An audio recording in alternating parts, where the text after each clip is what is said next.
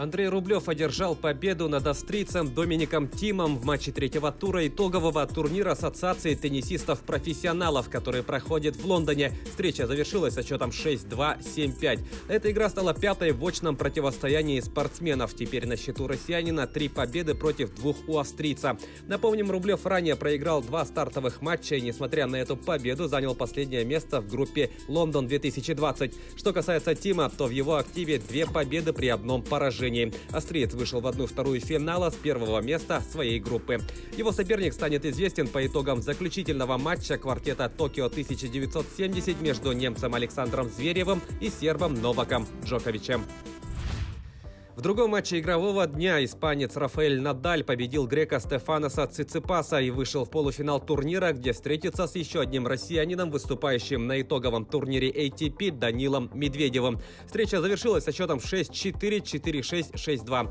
Надаль вышел в 1/2 финала со второго места группы Лондон 2020. Циципас завершил соревнования на 3-й позиции. Сегодня россиянин проведет свою последнюю игру группового этапа против аргентинца Диего Шварцмана. Полуфинал Медведева против Надаля состоится завтра. Баскетболисты московского ЦСКА в гостях со счетом 89-81 выиграли у немецкой Баварии в матче регулярного чемпионата Евролиги. Самым результативным игроком матча стал разыгрывающий россиян Майк Джеймс, набравший 25 очков. В составе хозяев площадки самым точным был защитник Уэйд Болдуин. На его счету 19 баллов. Армейцы одержали 5-ю победу к ряду и вышли на 3-ю позицию турнирной таблицы. Всего в их активе 7 побед в 10 матчах.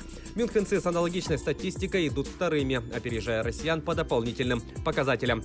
В следующем матче регулярки ЦСКА дома примет испанский Реал, а Бавария в гостях сыграет с греческим Панатинайкосом.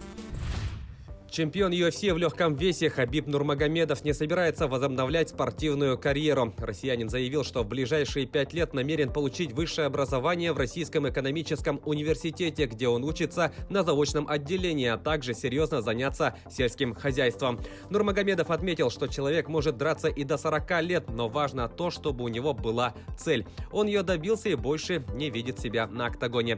Напомним, российский боец в конце октября в 3-й раз защитил титул чемпиона UFC, победив американца Джастина Гэджи. Сразу после этого он объявил о завершении спортивной карьеры. Таким образом, Нурмагомедов ушел непобежденным, имея на счету 29 побед.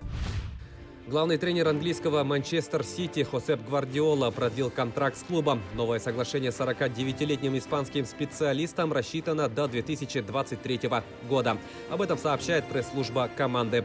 Напомним, Гвардиола возглавил горожан в 2016 году. Под его руководством клуб дважды выигрывал чемпионат Англии, 1 раз кубок и дважды суперкубок страны, а также 3 раза становился триумфатором Кубка английской лиги. Ранее специалист занимал пост рулевого немецкой Баварии и испанской Барселоны.